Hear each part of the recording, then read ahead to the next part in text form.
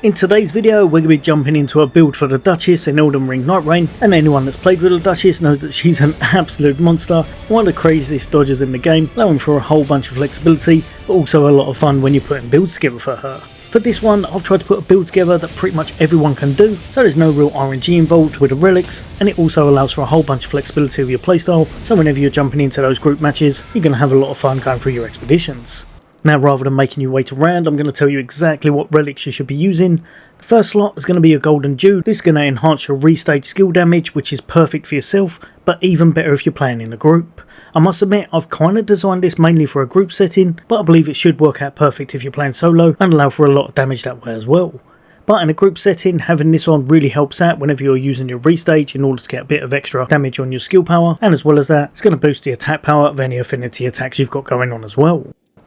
For your second one, the one that I recommend on every build, I'm sorry at the moment, I know it's meta, but it's meta for a reason, and that's going to be your Evergel relic. Every time you're opening up Evergels and defeating the enemies, you're going to get a buff to your character. It works at around about 5%, and if you're clever, you're going to be jumping from one Evergel to the next in order to open them up as many as possible to really enhance your damage overall.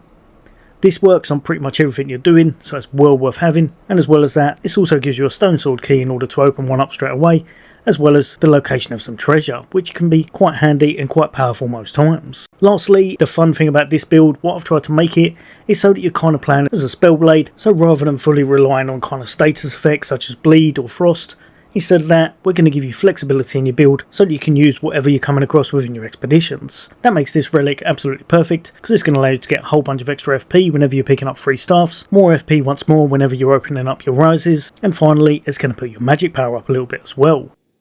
Now, the great thing about this setup, I really enjoy it, is because you can kind of go out of your way looking for an absolutely perfect setup for your character and hopefully getting lucky on some of the drops. And this time, rather than just worrying about daggers, you can kind of pick from the best of both worlds. Obviously, you're going to start off very standard, you're going to make sure you kind of tackle your first camp, make sure you get to level 2, and then you're going to start hitting the Evergels. This is really going to help you out to get a whole bunch of damage boost, and remember, it affects pretty much everything you're doing, so whether you're casting magic or you're using your daggers, it's not going to matter because you're going to be buffed by however many Evergels you do. Like I said, around about 5% each time.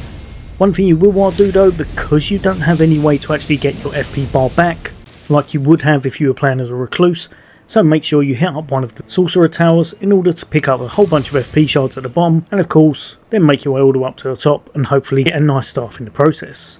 Remember, if you want that extra buff from your relic, you can also grab a few of these whenever you go into some of the faults, and I usually find that at least one unlock of these towers and getting yourself free staffs works out amazing for grabbing yourself a whole bunch of extra FP. Now remember, for the actual skills that you're going to be actually using on your Duchess, she's kind of got a completely niche skill set to some of the others, because the main damage you'll be getting will be from her actual character skill with your restage. This is going to affect your team as well as you, and in general you'll want to be popping this as much as possible, but also looking for opportunities when your team and yourself have done a massive amount of damage in order to get the effect of adding more on top of it. Because now with the added relic we've got, you're going to get a massive 60% extra damage to everything you've done within the last few seconds. I believe it's around about 2.5 second window. Her ultimate art is going to be Finale, and I tend to find whenever I'm playing her as a kind of Spellblade, especially if I'm using more on the side of magic at long range, I tend to use this either as a pickup in order to grab your friends if they have fallen over, or I use this, then I try and pick an optimal placement. If I can't get a crit hit in, then I'm going to be trying to get some kind of a big hit in with my magic whenever I deem it possible.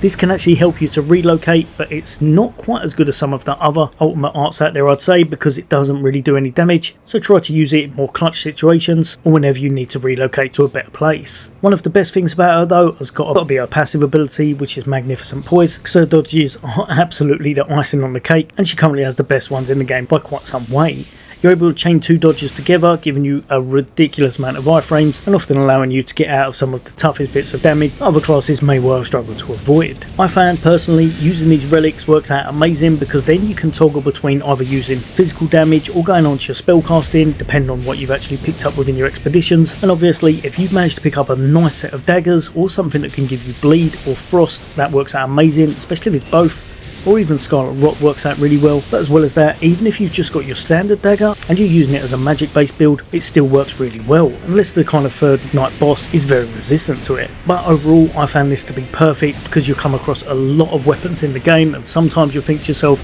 I really wish I'd have spec'd down a different path because I could have done with this, and using this playstyle works out really well in order to maximise her damage and give you a whole bunch of fun within your expeditions. Remember, for her stat, she actually has a really high base on her intelligence, so she goes all the way up to A, so it works out perfect for your magic builds anyway, and funnily enough, it's actually even a little bit more so than her dexterity, which is only going up to B with her daggers.